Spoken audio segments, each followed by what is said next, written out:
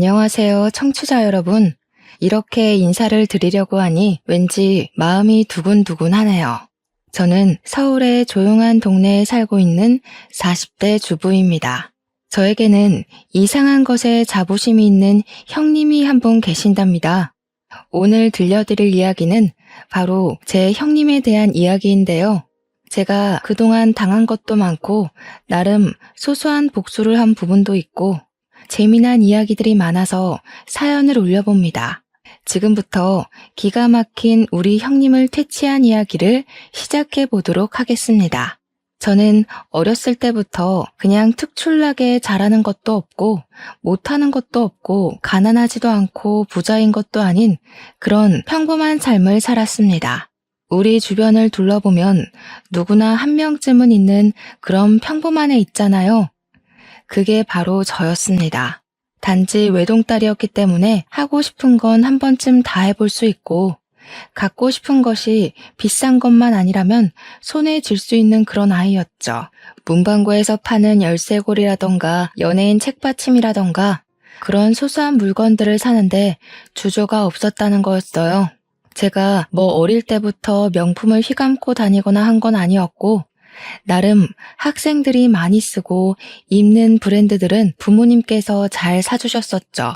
그냥 남들처럼 중고등학교 다니면서 친구들이랑 떡볶이 사 먹고 야자 땡땡이 치고 노래방 가고 대학에 다니면서 노트북 사고 친구들이랑 옷 구경하고 학교 앞 호프집에서 맥주도 한잔하는 그런 평범한 삶이요. 그런 저에게 중학교 시절부터 친하게 지내온 절친이 하나 있었습니다.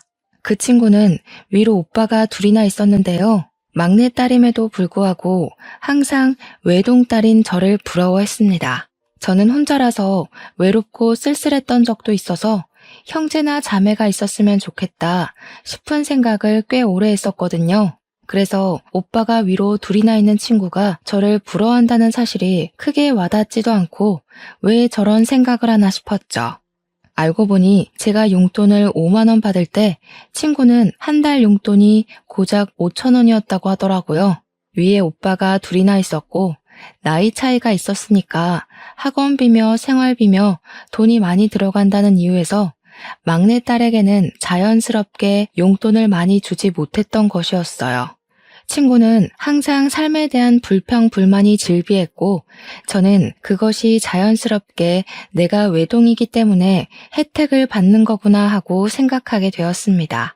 그 관계는 쭉 지속되었고 결혼할 때도 마찬가지로 같은 불평과 불만을 들어야 했습니다. 제가 친구보다 먼저 시집을 갔는데 우리 집 같은 경우는 제가 개혼이고 제 결혼식이 마지막 결혼식이지 않겠어요? 그래서 부모님께서 빵빵하게 지원을 해주셨습니다. 우리 남편이 둘째 아들이긴 했지만 집이 그럭저럭 꽤 괜찮게 살았기에 저희 집과 마찬가지로 지원을 잘 해주셨습니다. 호텔에서 손님들 많이 불러 결혼식을 했고 식대도 11만 원이었지만 부족함 없이 준비했습니다. 손님들이 양가에서 무척이나 많이 자리해 주셔서 북적북적하긴 했지만 호화스럽게 만인의 축하를 받으면서 성대하게 올렸습니다. 신혼여행도 몰디브로 다녀왔고 신혼집도 시댁에서 마련해 주신 덕분에 빚 없이 출발을 할 수 있어 매우 감사했죠. 혼수도 부모님께서 일일이 챙겨주셨기 때문에 저희 부부의 새 출발은 아무 평탄하게 이루어졌습니다. 거기다가 제 남편이 IT 기업에 다니고 있어서 연봉이 꽤 높은 직군이었고 저는 웹디자인 일을 하면서 외주 일도 받고 쇼핑몰 일도 받아서 했기에 수당이 짭짤했어요. 웹디자이너의 특성상 재택근무로 일을 하고 싶은 시간에 맞춰 마감만 지키면 상관없었기에 일정이 자유롭기도 했고요. 하지만 제 친구는 저와 전혀 다른 형태의 결혼식을 올렸습니다. 저 다음에 바로 결혼을 했기에 친구들 사이에서도 비교되기 시작했어요. 1시간 반마다 예약이 턱턱 잡혀있는 웨딩홀에서 결혼식을 올렸고 홀도 매우 작았으며 웨딩홀 이용 고객들이 전부 한데 모여 식사를 하는 분위기였죠. 뷔페 메뉴도 그다지 좋지 않고 가성비 좋은 메뉴들로 구성이 되어 있어서 별로였다고 할까요? 음식도 식어 있고 맛도 없고 그런데 친구는 전부 그 불평을 자기가 막내딸이어서 이런 거라고, 오빠들 다 장가 보내고 나니까 돈이 없어서 이렇게 된 거라고 하더라고요. 그러면서 저한테 늘 외동이라 부럽다, 외동이라 좋겠다, 나도 외동이었으면 좋겠다 하는 이야기를 했죠. 저는 그 말이 지겨우면서도 친구를 위로해 주었어요. 결국 동남아로 신혼여행을 떠나는 친구를 보면서 저도 결심을 했죠.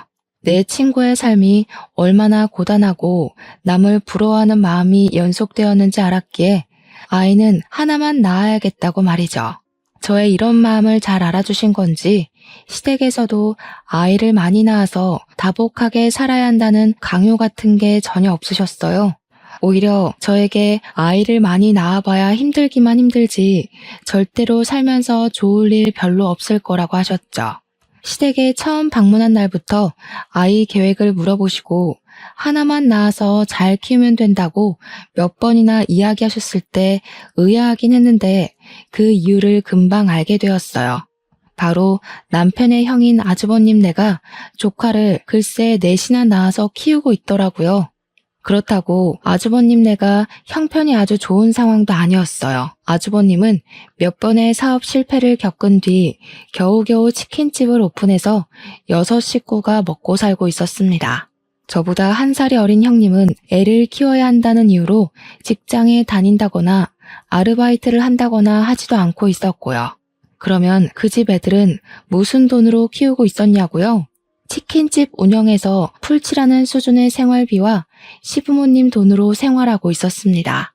시부모님께서는 건물을 한 채 가지고 있었는데 그 건물 1층에서 아주버님이 월세를 내지 않고 치킨집을 운영하고 있었거든요. 일단 월세가 절감되니까 치킨집 장사가 잘 되지 않아도 굴러는 가더라고요. 시부모님은 남은 호실에서 나오는 월세로 생활을 하고 계셨는데 아주버님네 6 식구까지 책임을 지고 계셨던 것입니다. 아주버님네가 얼마나 계획적이지 않은 생활을 하는지 정말 대책 없다는 게 느껴지지 않으시나요?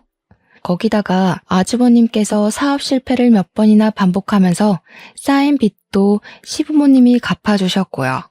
더 대책 없게도 빚 갚아준 걸로 끝이 아니라 아예 시부모님 댁에서 기생하듯 살고 있었어요. 저라면 너무나도 쪽팔리고 부끄러워서 시부모님께 고분고분 말 잘 들으며 생활할 것 같은데 우리 형님은 상당히 뻔뻔한 여자였습니다. 마치 자기가 시부모님을 모시고 사는 듯한 행세를 하고 다니고 있었거든요. 오죽하면 저도 남편한테 속사정을 듣기 전까지는 형님네가 부자라서 시부모님을 모시고 생활하는 줄 알고 있었다니까요. 시부모님께서 주택에 살고 계셨는데 남편이 어릴 때부터 살았던 집이라 방이 꽤 여러 개가 있었거든요. 그 집에 뻔뻔하게 얹혀 살면서 마치 집이 본인의 집인 것 마냥 행동하며 굴었던 거죠. 제가 처음 시댁에 인사를 드리러 갔던 날 정말 말도 안 되는 풍경을 마주하고 제가 바짝 얼었던 기억이 아직도 생생하게 납니다. 조카들 4명이 전부 다 2살 터울이었는데 8살, 6살, 4살, 2살이었거든요. 애 넷이 빤히 저를 쳐다보는데 얼마나 놀랬는지 몰라요. 심지어 8살 된 첫째 조카는 초등학생이지 않겠습니까? 학교를 오고 가고 해야 하는데 나머지 아이들을 어린이집에 보내고 해야 한다고 글쎄 형님이 시부모님께 첫째 아이의 등교를 부탁하고 있었더라고요. 시부모님은 아침마다 오후마다 첫째 조카를 데리러 학교에 다니셔야 했어요. 처음에는 시부모님께서 형님네와 함께 살고 있는 게 형님이 모시고 있는 줄 알고 시부모님께서 도와주시는 거라 생각했었거든요. 알고 보니 개뿔. 시부모님의 시간은 전혀 배려하지 않고 형님이 일반적으로 떠맡긴 거였더라고요. 그러면서 다복한 집에 시집 오는 게 축복인 거라고 저한테 으스대는데 이걸 다복이라고 할 수 있나 싶었습니다. 솔직히 여기서 제 속마음을 털어놓자면 무슨 애 낳는 기계도 아니고 뭔 애를 저리 줄줄이 낳았나 싶더라고요. 거기다가 애들이 하나같이 부산스럽고 말도 안 듣고 진짜 요즘 애들은 다 저런 건가 싶을 정도로 난리가 아니더라고요. 시부모님도 오죽하면 눈살을 찌푸리고 형님만 보고 있는데 형님은 우리 애들 잘한다 하는 얼굴로 바라만 보고 있었습니다. 저한테 웃으면서 우리 애들이 좀 활기차지? 숙모 온다고 신이 났나 보다. 우리 애들이랑 잘 놀아줘 하는 거예요. 저는 시댁에 인사를 드리러 온 건데 애들이랑 뭘 놀아주라고 하는 건지 의문이 들더라고요. 그래서 형님한테 그랬죠. 저는 인사드리러 온 거지 아이를 보러 온 게 아닌데요? 하고요. 그랬더니 형님이 당황해하면서 아니 앞으로 잘 놀아주고 하란 이야기지 하고 자리를 피하더라고요. 그때 다시 한번 결심했죠. 애는 하나만 낳아서 잘 키우자고. 시부모님도 저한테 많이 낳을 생각하지 말라고 많이 낳아봐야 피곤하다고 하셨고요. 결혼 후 입주한 신혼집은 시부모님께서 상가 건물 가진 거에 대출을 받아서 얻어주신 집이었습니다. 신축 아파트라 나름 깔끔하고 빌트인 되어 있는 부분이 많아서 혼수를 준비하는데 큰 부담이 없어서 좋았어요. 결혼하고 처음 인사드리러 간 자리에서 시부모님께 감사하다고 이야기를 했는데 형님이 불쑥 끼어들더라고요. 동선의 집은 시부모님이 대출받아서 해주신 거라며 좋겠네? 그 돈 받아놓고 입 닦는 거 아니지? 하는데 제가 뭘 어쨌다고 저런 소리를 하는 건지 이해가 안 갔습니다. 그래서 형님께 그게 무슨 소리세요? 저한테 바라시는 게 따로 있으세요? 했죠. 제가 알기로는 아주버님이 해먹은 사업자금이 지금 우리 아파트 값보다 더 되는 걸로 알고 있었거든요. 남편이 아주버님네 이야기를 하면서 시댁에서 이 정도 지원받는 거 괜찮다고 부담 갖지 말라고 했었단 말이죠. 형님이 그냥 웃으면서 아니 집 받았으니까 그냥 하는 소리지 하길래 저도 웃으면서 이야기했어요. 저도 그냥 하는 소린데요. 형님네도 이미 다 받으신 거 아니에요? 아주버님이 사업하신다고 돈 가져다 쓴 게 어마어마하다고 하던데. 그러니까 형님이 저를 확 째려보시더라고요. 저보다 1살 어린 게 저러니까 아주 같잖아요. 물론 제가 대놓고 형님한테 고가운 얼굴을 하고 있었던 건 아니었어요. 그래도 손윗사람이니까 제가 꼬박꼬박 존댓말도 써주고 나름 존중해줬단 말이죠. 그런데 형님은 저보단 어리지만 손윗사람이라는 이유 하나로 저한테 반말을 해대더라고요. 아무튼 그날 어머님께서 이미 요리까지 다 준비해 주셨길래 제가 어머님께 죄송한 마음이 들어서 왜 혼자 준비를 다 하셨냐고 했어요. 저한테 아유 그래도 며느리 되고 처음 오는 날인데 내가 다 해줘야지 하더라고요. 그래서 너무 감사하다고 잘 먹겠다고 훈훈하게 이야기를 하고 있는데 또 형님이 불쑥 끼어들더라고요. 오늘까지만 대접받는 거니까 다음부터는 미리미리 와서 준비도 좀 하고 일손도 돕고 하는 거야 알겠어? 이러더라고요. 저랑 어머님이랑 둘 다 어이가 없어서 아무 소리 안 하고 가만히 있으니까 거실에 가더라고요.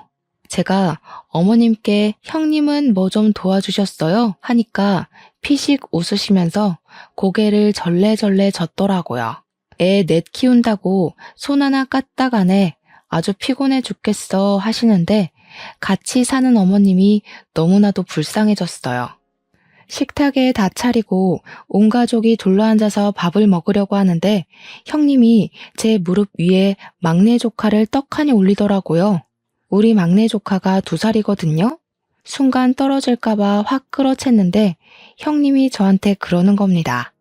우리 애들 밥 먹여야 해서 동서가 막내 이유식 좀 먹여주면 좋겠네 하고요.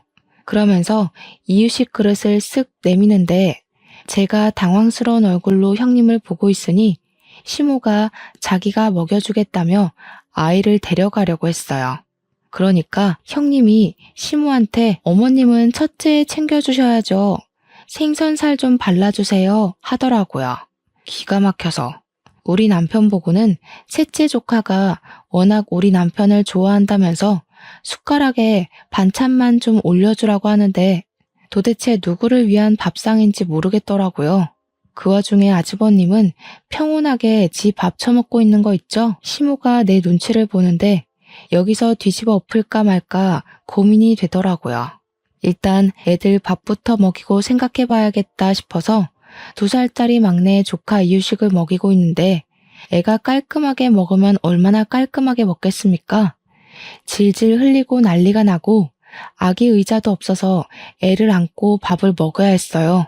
불편하기도 하고 제 옷에 이유식 다 흘려서 더러워지고 그냥 빨리 애 밥부터 먹어야겠다는 생각에 흘리든지 말든지 신경 안 쓰고 떠먹이고 있는데 형님이 피식 웃으면서 그러는 거예요.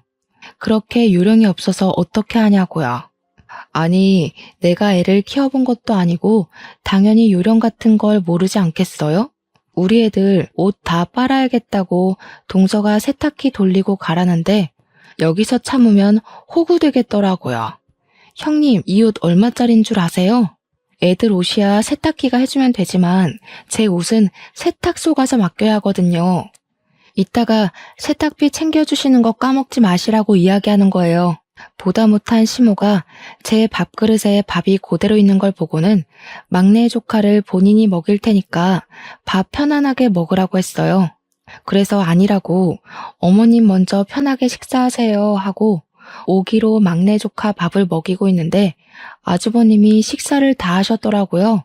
그래서 이제 애를 좀 보겠거니 하고 있는데 밥 그릇 치우더니 쓱 거실 소파에 가서 앉아서 TV를 보고 있는 겁니다. 자기 애들 밥 먹일 생각은 전혀 안 하고 저러는 꼴이 너무 열이 받는 거예요. 그래서 제가 한 손으로 2살짜리 조카를 안고 한 손에는 이유식을 들고 소파에 가서 아주버님한테 툭툭 던졌어요. 뭐 하는 짓이냐는 식으로 저를 보고 있는 아주버님께 아무래도 애 밥은 아빠가 먹이는 게 낫지 않겠냐고 했죠. 그리고 식탁으로 돌아와서 셋째 조카 밥 숟가락에 반찬 얹어주는 남편한테도 이야기를 했습니다. 당신도 밥 먹어.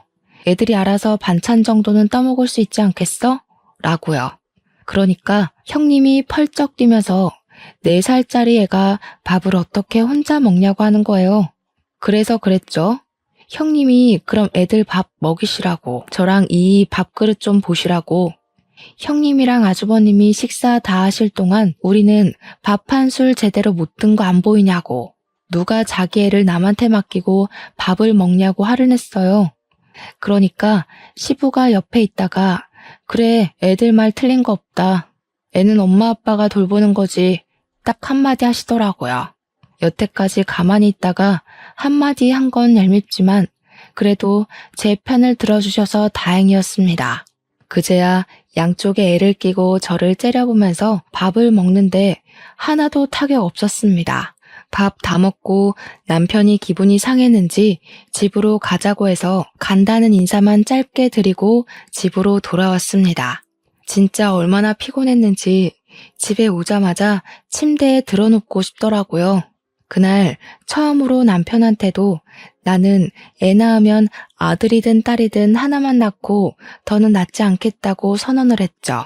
남편도 그런 집구석이 싫고 피곤한지 그러자고 했고요.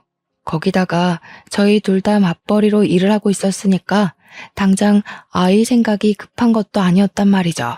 아이를 키우려면 돈이 많이 들어가니까 어느 정도 저축이라는 걸 해놓고 계획을 가져야겠다고 생각했어요. 그래서 신혼을 한 1, 2년 정도 즐기고 아이를 갖자고 약속을 했죠. 그러던 어느 날 시부모님께서 지방의 친척 결혼식에 참석을 해야 한다고 내려가셨어요. 아니나 다를까 형님에게서 연락이 바로 오더라고요. 시부모님도 안 계신 마당에 집에서 밥이나 같이 먹으면서 수다를 떨자고 연락이 왔길래 알겠다고 했죠. 형님이랑 둘이서 만나본 적도 없고 하니까 어색하게 하겠지만 가족이니까 좀 친해져 볼까 하는 마음이 있었습니다. 형님도 반가운 목소리로 저한테 집에 놀러 오라고 초대를 했는데 무시하는 건 좀 아닌 것 같아서 남편이랑 같이 갔어요. 근데 집에 도착하자마자 진짜 의악 소리가 절로 날 정도로 집이 개차반이더라고요. 애들 셋은 거실에서 뛰어노느라 정신이 사나울 지경이었고 막내는 기어다니면서 온갖 물건을 다 헤집어 놓고 있었습니다. 물티슈를 다 뽑아놓지를 않나, 부엌에 들어가서 설탕을 꺼내서 흔들고 있지를 않나. 우리 형님이 그제야 조금 불쌍한 마음이 들어서 이걸 다 어찌 치우나 싶어서 보고 있는데 형님이 저를 부르시는 거예요. 아니 동서, 그렇게 멍하니 있으면 어떡해. 우리 애가 조미료라도 먹었으면 어떡할 뻔했어? 당장 와서 치워줘야지. 이러는 거예요. 근데 솔직히 조미료통 던지는 소리가 나기 전까지 막내가 부엌에 있는 것도 저는 몰랐거든요. 워낙 나머지 조카 셋이 시끄럽게 거실에서 뛰어다니고 있어서 막내가 뭘 하는지 알 수가 없었어요. 그래서 몰랐죠. 애들이 시끄럽게 굴어서 막내가 부엌에 있는 것도 몰랐어요. 하고 대꾸를 했죠. 그랬더니 저한테 자랑이야 그게? 이러는 겁니다. 순간 이건 무슨 개뼈다귀 같은 이야기인가 싶어서 인상을 팍 쓰고 네? 하고 물어봤어요. 그러니까 저한테 자랑이냐고. 나중에 애는 어떻게 키우려고 하냐고 그러다가 애가 큰 사고 나는 거라는데 제가 어이가 없어서 웃었어요. 형님도 몰랐잖아요. 그래서 애들 큰 사고 났어요. 아주버님은 거실 소파에 앉아서 TV 보고 계신데 왜 저한테 그러세요? 했죠. 그러니까 형님이 참나 이런 소리만 내시더라고요. 형님, 얘 부모는 제가 아니라 형님이랑 아주버님이잖아요. 왜 형님 아이를 저한테 보라고 하세요? 했어요. 애 아빠도 가만히 있는 마당에 저한테 이러는 거 너무 선 넘는 일 아닌가 싶어서 그냥 대놓고 이야기를 했더니 형님이 저를 또 째려보더라고요. 시부모님도 안 계시겠다. 내가 여기서 막 나가도 상관없겠구나 싶었어요. 누가 보면 제가 아기 아빠인 줄 알겠어요. 호호호 하고 웃으니까 그제야 아주버님이 저를 힐끗 보더라고요. 저는 그런 아주버님을 보면서 웃으면서 한마디 더 보탰죠. 형님, 애들 사고 안 치게 잘 보셔야겠어요. 누구 닮아서 애들이 이렇게 정신 사나워요? 하고요. 형님은 부들부들 떨더라고요. 솔직히 두 번째 보는 거지만 집에서 손 하나 까딱 안 하는 주제에 뭘 그리 시킬 게 많은 건지 자기가 손윗사람이라고 유세 떠는 거밖에 더 되겠어요? 일단 저녁 먹자고 부른 거니까 뭐 드실 거냐고 하니까 밖에 나가서 먹자고 하시더라고요. 설거지하기 귀찮다는 이유였는데 솔직히 저한테 설거지 시킬 것 같다는 생각이 들어서 저도 나가서 먹는 게 나을 것 같긴 했어요. 그런데 애가 넷이잖아요. 이 애들을 다 데리고 나가서 밥을 먹을 수 있을까 싶어서 그냥 시켜 먹자고 했습니다. 분리수거만 하면 되니까 오히려 그게 나을 것 같았거든요. 그랬더니 오랜만에 나가서 동선애한테 갈비를 좀 얻어먹고 싶었다는 게 아니겠어요? 형님이 우리 애들이 고기 타령을 하도 해서 우리 부부를 부른 거라며 소갈비를 좀 사줬으면 좋겠다는 겁니다. 솔직히 갈비 못 사줄 형편은 아니니까 사줘도 되죠. 근데 뻔뻔하게 저러니까 괜히 더 사주기 싫어지는 마음이 들더라고요. 그 와중에 아주버님은 소갈비 맛있겠네. 여기 괜찮은 집 있는데 거기로 가자고 옷 걸치고 있고요. 남편을 쓱 쳐다보니까 남편이 그냥 소갈비 한번 사주고 말자는 식으로 말하길래 알겠다고 했어요. 싱글벙글 난리가 난 형님네 6식구 끌고 소갈비 집에 갔는데 조카들이 막내랑 셋째 빼고 다 어느 정도 컸잖아요. 정말 무슨 걸신 들린 사람들처럼 밥을 먹는 거예요. 형님이고 아주버님이고 갈비 처음 먹는 사람처럼 정말 뒤에서 누가 쫓아오는 사람처럼 밥을 먹는데 오죽하면 제가 더 시키면 되니까 제발 천천히 드시라고 할 정도였다니까요. 전 애들이 그렇게 갈비를 잘 뜯는지 꿈에도 몰랐어요. 오죽하면 갈비를 구워주시는 직원이 둘이나 붙어서 양쪽 철판에서 갈비를 굽고 있는데도 먹는 속도를 못 따라가겠더라고요. 저랑 남편은 젓가락 내려놓고 그 거지들이 먹는 꼴을 구경하고 있었어요. 밥을 안 먹어도 배부르다는 말이 뭔지 알겠더라고요. 그냥 처먹는 꼴이 웃겨서 먹고 싶다는 생각이 안 들던데요. 8명 중에 4명이 소아임에도 불구하고 갈비를 거의 13인분을 먹었더라고요. 저랑 남편은 먹는 둥 마는 둥 했는데도 이 정도가 나오다니. 소갈비가 생각보다 비싸잖아요. 뻥 아니고 냉면에 공깃밥에 된장찌개에 아주버님이 술까지 드시니까 저녁 식사값으로 90만 원 가까이 나오더라고요.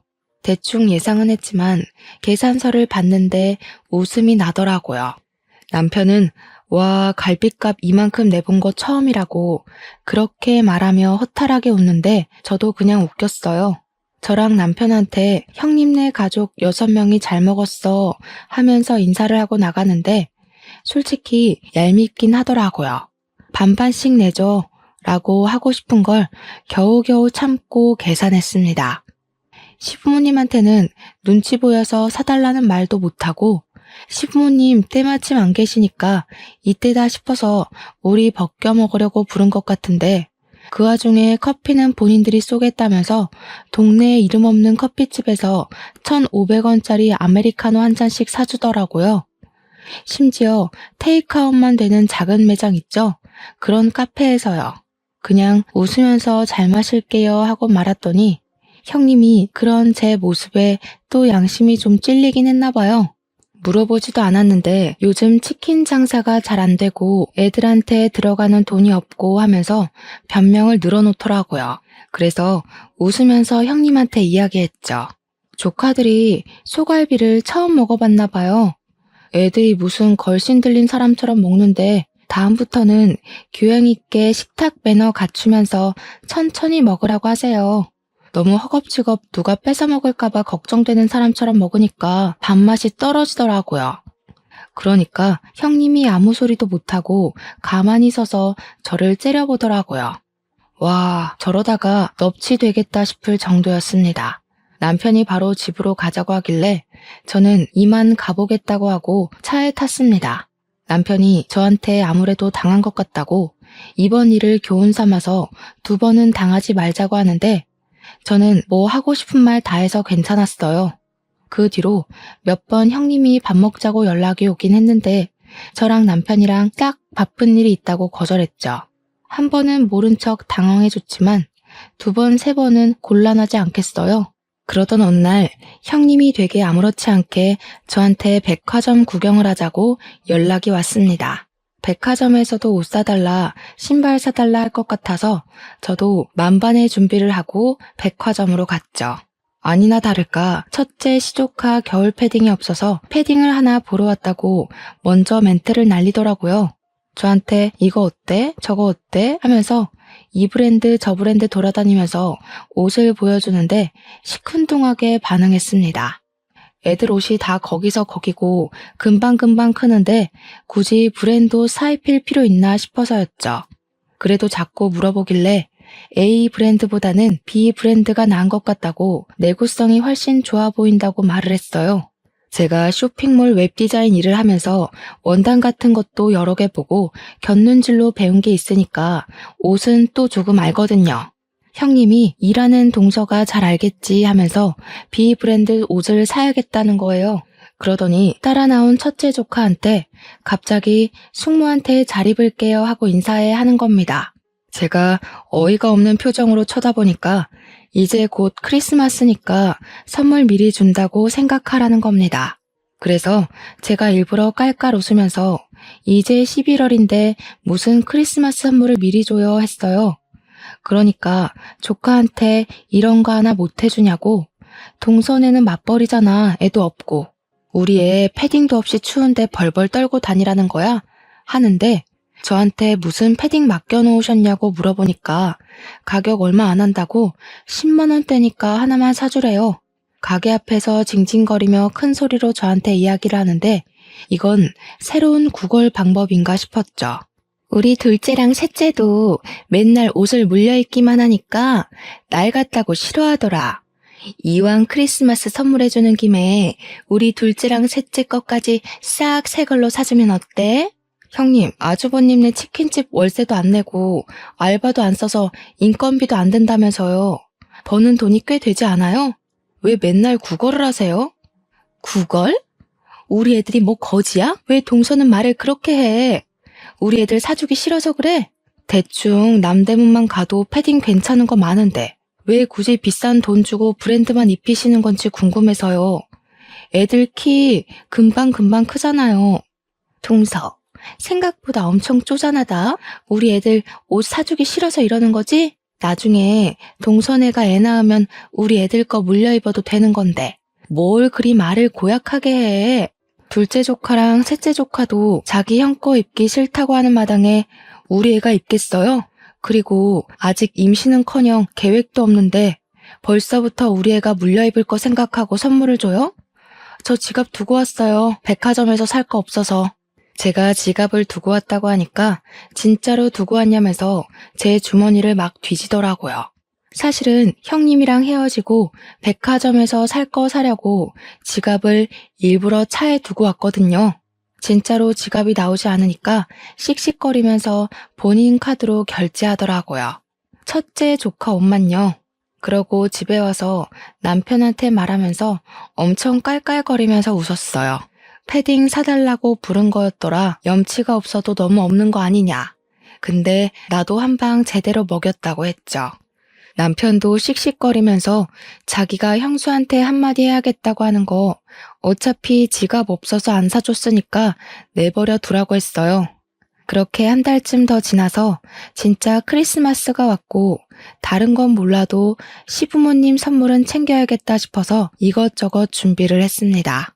저희 쇼핑몰에 엄청 질 좋은 울 코트가 나왔길래 어머님이 좋아하실 것 같은 딥그린 색상으로 한 벌 준비하고 홍삼이랑 영양제도 잔뜩 챙겨서 갔어요. 어머님께 크리스마스 선물이라고 코트를 보여드리니까 너무 좋아하셨어요. 좌르르 떨어지는 울코트 질감에 색상도 너무 고급스럽다고 무척이나 좋아하셨습니다. 아버님께는 등산 다니실 때 입기 좋은 가벼운데 내구성 좋은 방수 패딩 하나 해드렸더니 최고의 선물이라고 좋아하셨고요. 어머님께서 코트가 너무 비싸 보여서 이걸 어떻게 입고 다니냐고 너무 좋다, 예쁘다 난리가 나셨는데 형님이 또 불쑥 끼어들대요. 동서, 내 건 없어? 이러면서 입을 삐죽이는데 제가 왜 형님 걸 준비해야 하는지 그러면서 제가 웃으면서 형님이 아랫사람 선물을 준비하셨어야죠. 제 거는 준비 안 하셨어요? 했죠. 그랬더니 형님이 저한테 내가 동서보다 1살 어린 거 몰라? 하는 거예요. 제가 아무 소리 안 하니까 시모한테 가서 어머님 저 이거 한 번만 입어보면 안 돼요? 하더라고요. 시모가 우리 둘째 며느리가 사준 건데 그걸 네가 왜 입어보니? 하고 톡 쏘니까 같이 살면 나눠 입어도 되는 거 아니냐고. 그러더니 쏙 가져가서 지 몸에 걸쳐보는데 어머님이 키가 크시거든요. 형님은 정말 땅꼬마고요. 코트가 길게 늘어지는 그 모양이 꼭 어른 옷 훔쳐 입은 것 같고 웃기더라고요. 형님은 기장이 영 안 맞아서 남의 옷 훔쳐 입은 것 같고 별로네요. 어머님 드리는 거니까 꼭 혼자 입으세요. 그러니까 형님이 갑자기 서럽다면서 눈물을 뚝뚝 흘리는 거예요. 우리 없이 산다고 지금 무시하는 거지? 그렇게 마음을 곱게 쓰지 않으니까 애가 안 생기는 거야. 아이 낳고 사는 게 얼마나 다복한 건지 알아? 북적북적 사는 게 좋은 거라고. 나중에 우리 애들 다 커서 우리 가족 노후 준비할 때 동선에는 애 하나 없어서 손가락 빨고 있을걸? 애 많이 낳고 사는 게 애국하는 거야. 동선에는 매국노라고. 형님, 애 많이 낳고 사는 거 능력 있으면 좋은 거죠. 그런데 형님네는 능력도 없잖아요. 맨날 애들 구걸시켜서 얻어먹고 얻어입히면서 그게 무슨 소리예요? 뭐? 구걸? 너 지금 우리 애들 거지 취급했어? 맞는 말이지 형수. 지난달에도 크리스마스 선물 내놓으라면서 패딩 사달라고 백화점에서 지갑 뒤지고 난리를 쳤다며. 그 말에 아주버님은 헛기침하고 시부모님은 무슨 소리냐고 되물어보셨죠. 시모가 그 패딩 친정에서 사준 거라더니 둘째 며느리가 사준 거였어? 하고 물어보는데 제가 그건 아니라고 했어요. 알고 보니 그날 울며 겨자 먹기로 결제한 카드가 친정 부모님 카드였나 보더라고요. 패딩 하나에 13만 원대던데 그걸 자기 카드로 사기 싫어서 친정 부모님 카드로 산 형님도 알만하다 싶었죠. 시부가 가만히 이야기를 듣고 있더니 도저히 안 되겠다고 한 소리 하시더라고요. 큰며느리라는 게 애만 잔뜩 낳으면 뭐하냐고. 가정교육 하나 안 시켜서 애들이 맨날 말도 안 듣고 사고만 친다고요. 그렇다고 큰며느리가 집안일을 하나 경조사를 챙기나. 크리스마스라고 둘째네가 선물 사오는 동안 첫째네는 뭐 했냐고요. 선물은 바라지도 않는데 부모 등골이나 빼먹고 있다고. 부모한테 들러붙어서 기생충처럼 사는 너네 꼴도 보기 싫다. 이 집에서 너네가 아는 게 뭐가 있어? 그냥 썩 나가, 꼴 보기 싫으니까. 그러니까 형님이 표독스럽게 저를 째려보면서 집안에 제대로 된 인간이 들어왔어야 하는데 꼬리 9개 달린 구미호가 들어왔다지 뭐예요? 제가 자기 자리를 위협하고 있다면서 그때부터 할 말 못할 말 구별도 안 하고 막 내뱉기 시작하더라고요. 너네 부부는 평생에 못 낳고 살 거야. 내가 교회 가서 기도하고 성당 가서 기도하고 절 가서 기도할 거야. 그 말에 시부가 열이 받아서 무슨 미친 소리를 하고 있냐고 소리를 꽤 질렀어요. 첫째네 도와준 돈이 얼만데 그딴 저주를 하고 있냐면서 소리를 치니까 아주버님이 그러는 거예요. 쟤네는 집까지 해줘놓고 왜 자기들만 못 잡아먹어서 안달이냐고 서러워서 살겠냐고요. 그 말에 시부모도 남편도 허허하면서 어이없어 하더라고요. 솔직히 어이없을 만하죠. 집 타령하는데 자기들은 생활비 한 푼 안 보태고 오히려 애들 교육비 받아가면서 시댁에 얹혀 살고 있잖아요. 말 들어보니까 형님이 애 핑계대고 청소 한 번을 안 한다던데 이 집에서 나가 살면 오히려 자기들 손해 아닌가요? 막말로 나가서 살겠다고 하면 시부가 당장이라도 집 하나 구해줄 기세였거든요. 첫째 너 그딴 식으로 말하는 거 아니다. 내가 너네는 집 안 해줬어? 전세금 홀라당 사업한다고 말아먹고 이 집에 기어들어온 게 누군데 그딴 소리를 짓거려? 아니 아버님, 그러면 애가 셋인데다가 그때 임신까지 했었는데 그런 저희가 길바닥에 주저앉을 순 없잖아요. 그걸 왜 당연히 우리가 너희를 데리고 살아야 한다고 생각하는지 모르겠다. 애 좋다고 낳은 건 너넨데 애들까지 왜 우리가 책임져야 하냐 이거야. 앞으로는 일절 지원 안 해줄 테니까 너희들이 벌어서 알아서 먹고 살아. 생활비도 내고 집안일도 하고. 아버님, 동서 들어왔다고 너무 차별하시는 거 아니에요? 너무하세요. 그랬더니 아버님이 씩씩거리면서 둘째네한테 애 생기지 말라고 저주하는 건 어디서 나온 신보냐고 몰아세웠어요. 그러니까 아주버님이 심드렁하게 쟤네도 애 줄줄이 낳아봐 누구 돈으로 키워? 이러더라고요.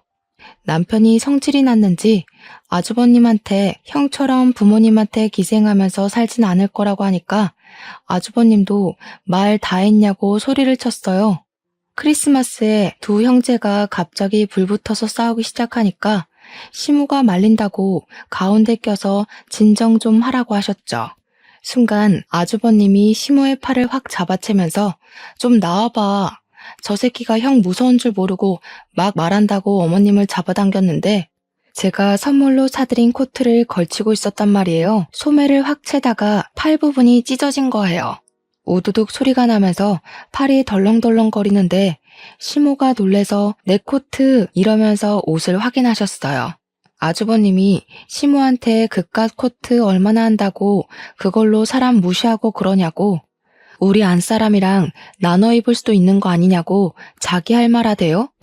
나중에 자기네 아이들 다 크면 할머니 할아버지한테 효도할 거라면서 그것도 모르고 우리 애들 무시한다고 시모가 찢어진 코트 보면서 부들부들 떨고 있는데 눈치도 없이 그러고 있더라고요.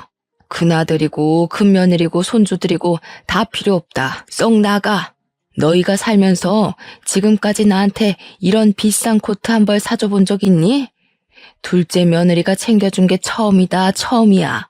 시모가 소리를 지르면서 이야기하니까 온 가족이 얼어붙은 채로 가만히 시모만 쳐다보고 있었습니다. 너희가 맨날 우리한테 돈 주세요, 뭐 사주세요 이런 것만 할 줄만 알았지 우리한테 뭘 해줘 본 적 있니? 애 등원 시키는 것도 내 몫이고 애 밥 먹이는 것도 내 몫이었다.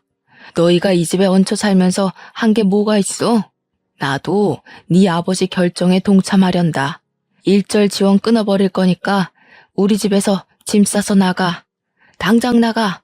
그러니까 갑자기 형님이 사색이 되어서는 어머니 잘못했어요 하고 난리가 난 거예요.